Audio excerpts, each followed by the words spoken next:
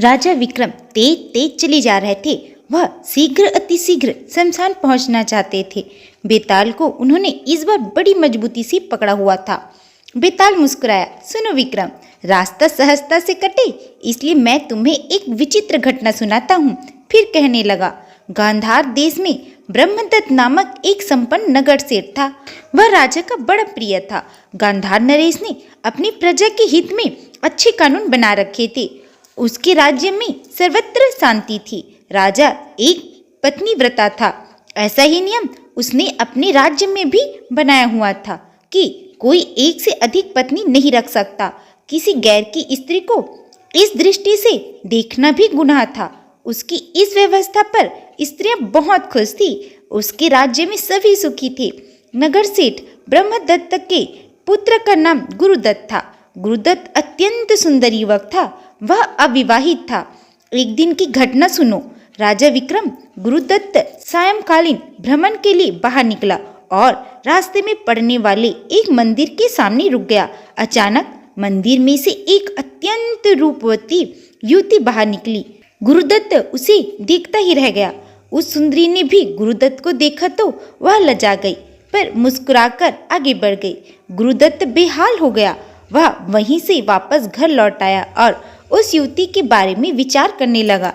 ज्यों-ज्यों वह उस युवती के विषय में विचार करता, त्यों-त्यों उसकी बेचैनी बढ़ती जाती थी। अंत में जब उससे नहीं रहा गया तो उसने अपने इष्ट मित्रों की सहायता ली और उस युवती का पता ठिकाना निकलवाया। पता चला कि वह युवती राज्य के एक सामंत की पुत्री है। उस युवती का नाम चंद्रसेना था। बस यह सब पता चलने पर गुरुदत्त ने उसके परिवार में संदेशा भिजवाया कि वह उससे विवाह करना चाहता है। चंद्रसेना के माता पिता ने अत्यंत नम्रता पूर्वक यह रिश्ता वापस कर दिया। इसका कारण था कि चंद्रसेना का संबंध एक अन्य युवक जयकर्ण के साथ निश्चित हो गया था। यह समाचार सुनकर गुरुदत्त बड़ा दुखी हुआ। उसका मन इतना उचाट हो गया कि वह इस संसार से वैराग्य लेने की सोचने लगा। तभी चंद्रसेना की एक दूती उसके पास आई। दूती ने गुरुदत्त को चंद्रसेना का एक पत्र दिया। पत्र में चंद्रसेना ने गुरुदत्त से प्यार की बात लिखी थी और यह वायदा किया कि विवाह के बाद वह किसी युक्ति से उससे मिलेगी, किंतु जयकर्ण के साथ विवाह संबंध तोड़कर वह पारिवारिक क्लेश उत्पन्न नहीं करना चाहती थी। यह संदेश पाकर गुरुदत्त को मानो नया जीवन मिल गया। चंद्रसेना के आने का इंतजार करने लगा। उधर कुछ समय बाद चंद्रसेना की विवाह जयकर्ण के साथ संपन्न हो गया। चंद्रसेना ने विवाह में किसी प्रकार की बाधा न डाली थी। सुहागरात के समय जयकर्ण ने चंद्रसेना का हाथ पकड़ना चाहा, किंतु चंद्रसेना ने हाथ खींच लिया। इस पर जयकर्ण को बड़ा आश्चर्य हुआ। उसने पूछा, क्या बात है? तब चंद्रसेना ने जयकर्ण को बतलाया कि वह गुरुदत्त से प्यार करती है। यह सुनकर जयकर्ण मौन रह गया। चंद्रसेना दूर खड़ी हुई। तुम उसके पास जाना चाहते हो? हाँ, चंद्रसेना बोली। जा सकती हो, जयकर्ण ने कहा। वह चंद्रसेना की ओर पीठ करके लेट गया। हे राजा विक्रम! तब चंद्रसेना प्रसन्नता के साथ गुरुदत्त के निवास की ओर बढ़ी। आधी रात का समय था। चारों ओर सन्नाटा था। आभूषणों से लदी चंद्रसेना चली जा रही थी। अचानक एक चोर की निगाहें उस पर पड़ी। उसने चंद्रसेना का रास्ता रोक लिया। चंद्रसेना घबरा गई। वह गिड़गिड़ाकर प्रार्थना करने लगी कि वह अपने प्रेमी से मिलने जा रही है। वापस लौटने पर सारे आभूषण उसे दे देगी। इस समय वह उसको छोड़ दे। तब चोर ने पूछा, क्या तुम अपने वचन पर कायम रहोगी? हाँ, तब मैं तुम्हारा यही इंतजार करता हूँ। चंद्रसेना चोर को वचन दे अपने प्रेमी को अपने पास आया देखकर घबरा उठी। हाँ, मैंने अपने पत्र में लिखा तो था कि शादी के बाद मैं किसी भी प्रकार तुमसे आकर मिलूंगी। विवाह हो गया। हाँ, चंद्रसेना बोली। गुरुदत्त उसका मुंह ताकने लगा। चंद्रसेना बोली, क्या देख रही हो? प्यार करो ना। गुरुदत्त बोला, नहीं, मैं प्यार नहीं कर सकता। राज्य का कानून तुमको मालूम है, फांसी की सजा है। तुम जयकर्ण की पत्नी हो तो क्या? चंद्रसेना घबरा गई। सुनो चंद्रसेना, विवाह की बात और थी। हे राजा विक्रम! चंद्रसेना अवाक रह गई। उसने अपने प्रेम की बड़ी दुहाई दी पर राजभय से गुरुदत्त न माना। अंत में निराश चंद्रसेना वापस लौट पड़ी। चोर उसे वापस आया देख खुश हो गया। उसे रुआसी देखकर बोला, क्या बात हो गई? चंद्रसेना ने तब सारा हाल कह दिया। सुनकर चोर को बड़ी दया आ गई। वह बोला, तुम्हारी सच्चाई पर मैं बहुत खुश हूँ। तुम वापस मेरे पास आ गई। अब मैं तुम्हारे जीवन नहीं लूंगा। तुम वापस जा सकती हो।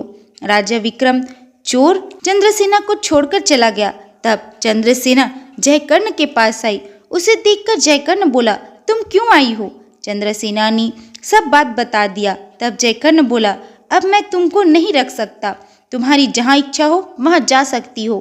मैंने तुम्हें उसी क्षण त्याग दिया था। उसने चंद्रसेना को त्याग दिया। इस प्रकार चंद्रसेना कहीं की न रही। न पति मान रहा था, न प्रेमी तैयार था।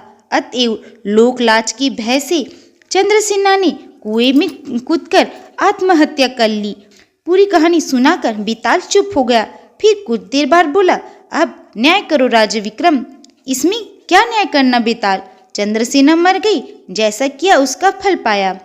वह तो ठीक है, पर इसमें सबसे बड़ा त्याग किसका है? जयकर्ण का या उसकी पत्नी का, जिसको उसके प्रेमी के पास भेज दिया, या गुरुदत्त का, जिसने जयकर्ण की पत्नी को न अपनाया, अथवा चोर का, जिसने गहने नहीं लिए? राजा विक्रम चुप रहे। बताओ राजा विक्रम। बेताल बोला, तुम्हारा न्याय क्या कहता है? इसमें किसका त्याग बड़ा है? विक्रम चुपचाप चलता रहा। तुम्हारा न्याय क्या बोलता है? बड़ी न्याय तो हो, कहो। बेताल की बात पर राजा विक्रम बोले, सुनो बेताल, जिसने बिना स्वार्थ के त्याग किया है उसका त्याग ही सबसे बड़ा है। फिर भी चोर का त्याग सराहनीय है। वह कैसे? वह ऐसे कि सबके पीछे कोई न कोई कारण है। गुरुदत्त का त्याग राजभय के कारण था। जयकर्ण ने इसलिए उसे त्याग दिया कि उसका दिल पत्नी की चरित्रहीनता से टूट गया। चंद्रसेना अपने प्रेम की वशीभूत थी। बाद में बदनामी के भय से उसने आत्महत्या की। चोर ही एक ऐसा सख्त रहा जिसका त्याग निस्वार्थ था। वह चाहता तो जेवर गहने ले सकता था, किंतु उसने ऐसा नहीं किया। बेताल बोला, शाबाश राजा विक्रम, तुम्हारा न्याय धन्य है। एकदम ठीक न्याय किया है। और वह उछल कर कूद गया और भाग खड़ा हुआ। उसका भयानक अट्टहास फिर गूंज गया। वह चिल्लाता रहा, राजा विक्रम, तुम्हारी न्याय संसार में अमर रहेगा। विक्रम क्रोध में तमतमा गए। वह बेताल के पीछे दौड़े, पर तब तक बेताल पेड़ पर जाकर फिर मुर्दे के समान उल्टा लटक गया। राजा विक्रम उसके पास नंगी तलवार लेकर पहुंच गए। और नाराज क्यों होते हो राजा विक्रम? मैं तो तुम्हारे न्याय से बड़ा प्रसन्न हूँ। तुम्हारा न्याय धन्य है। दरअसल राजा विक्रम, मैं मुर्दा अवश्य हूँ, मगर ज्ञान की बातें सुनना मुझे बड़ा अच्छा लगता है। इस कारण तुमसे बात कर रहा हूँ। देखो, इस घने जंगल में अगले मोड़ पर तुम एक चमत्कार देखोगे। रुकना मत। विक्रम चलते जा रहे थे। इस बार सोच लिया था कि चाहे बेताल कुछ भी कहे, मगर वह नहीं बोलेंगे। मोड़ आते ही अचानक उनके पांव रुक गए। बाईं ओर अनेक सुंदर युवतियां नृत्य कर रही थीं। साथ में संगीत के स्वर भी थे। वह अपूर्व सुंदरियां थी। एकाएक सब राजा विक्रम के चारों ओर बिखर गई। राजा विक्रम हतप्रभ हो गया। तभी उनको बेताल की चेतावनी याद आई कि रुकना नहीं है। वह तेजी से आगे बढ़ने लगे। बेताल बोला, शाबाश विक्रम, यदि तुम रुक जाते तो बड़ा अनर्थ हो जाता। वे सुंदरियां कौन थी? विक्रम ने पूछा। जंगल में यह सब चलता रहता है। यहाँ बंधन नहीं होता। इसी कारण तो बड़े बड़े बहादुर यहाँ कदम नहीं रखते। तुम तो बहादुर से भी बहादुर हो जो आ गए। कहकर बेताल हंसने लगा। फिर क्षण भर बाद पुनः बोला, ये सुंदरियां चुड़ैल थी राजा विक्रम। अभी अगर तुम रुक गए होते तो ये तुम्हें भूनकर खा जाती। पहले तो मौज लेती, फिर भून डालती। आती वक्त नहीं मिली थी। क्षण भर पूर्व मैं इसी रास्ते से गुजरा था। राजा विक्रम ने कहा, ये इसी समय प्रकट होती है। बेताल बोला, सब भटकती आत्माएं हैं। इनमें तो कुछ महारानियां हैं और एक मेरी पत्नी भी है। तुम्हारी पत्नी? हाँ, बेताल बोला। क्या वह तुमको नहीं पहचानती? नहीं, मरने के बाद भला किसी का किसी से कोई रिश्ता रहता है? फिर वैसे भी वह महादुष्टा थी। बेताल गंभीर हो गया। यकायक वह उछलकर फिर भाग खड़ा हुआ। ठहर जा बेताल, मैं तुम्हें इस प्रकार नहीं छोड़ूंगा। विक्रम तलवार लेकर उसके पीछे भागी, मगर बेताल वृक्ष पर जाकर उल्टा लटक चुका थे। आज की कहानी में बस इतने। अगर आप लोगों को मेरा ये वीडियो पसंद आए तो लाइक सब्सक्राइब जरूर करें। मिलते हैं अगले वीडियो में। Bye bye.